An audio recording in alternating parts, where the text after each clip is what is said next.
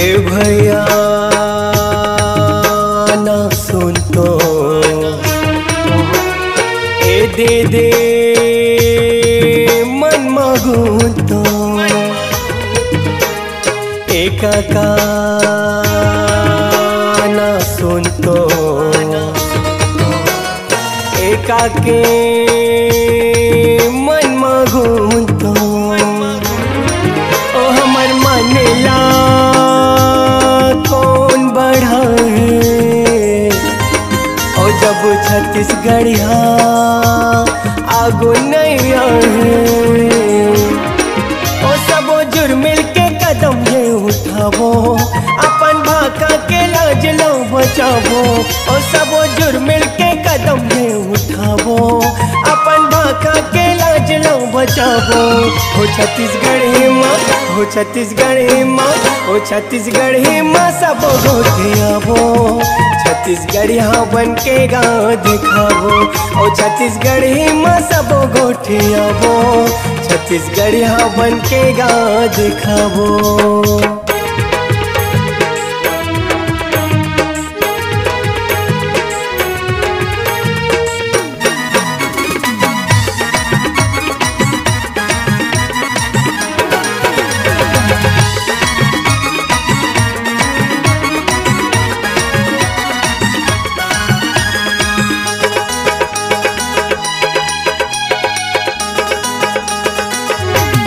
अपन माँ बाप संगे अपन होते किरहा लुगरा चाहे धोते रहे छत्तीसगढ़ संगे हमर माँ बाप होए छत्तीसगढ़ ही गोठिया माँ का लाज है वो अपन माँ बाप संगे अपन होते किरहा लुगरा चाहे धोते रहे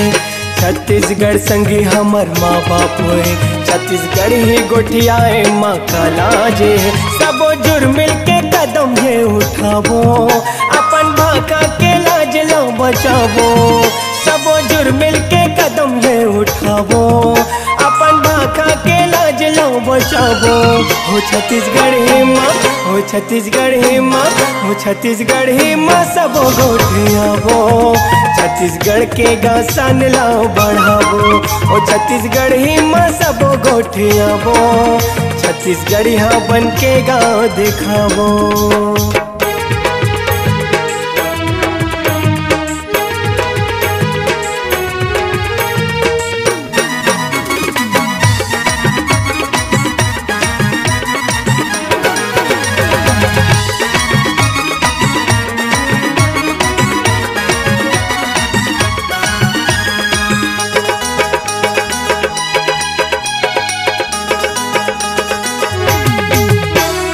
आजकल सब मिलते हलो हाय कहे थे कबू नहीं सुने जय जोहार कहे के पिज्जा बर्गर कौन जनी काय काय खाते छत्तीसगढ़िया रोटी के स्वाद भुला के आजकल सब मिलते हलो हाय कहे थे कबू नहीं सुने जय जोहार कहे के पिज्जा बर्गर कौन जनी काय काय खाते छत्तीसगढ़िया रोटी के स्वाद भुला के हो सुंदर घर में कलेवा बनावो चिला के संग में बड़ा रोटी खावो ओ सुंदर घर में कलेवा बनावो चिला के संग में बड़ा रोटी खावो हो छत्तीसगढ़ी माँ हो छत्तीसगढ़ी माँ हो छत्तीसगढ़ी माँ सब गोठियावो छत्तीसगढ़िया बन के गाँव दिखावो और छत्तीसगढ़ी माँ सब गोठियावो छत्तीसगढ़िया बन के गाँव दिखावो। ए भैया ना सुन तो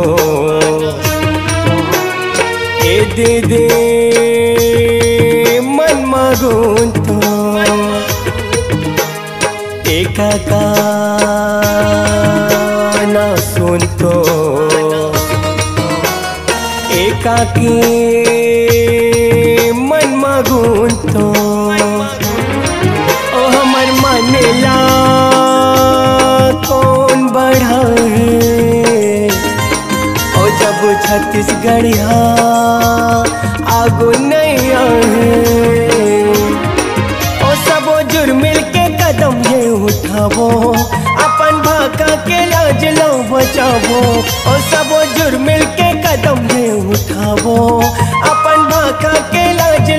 नचाबो।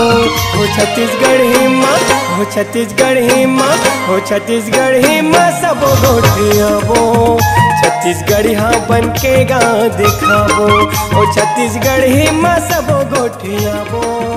छत्तीसगढ़ के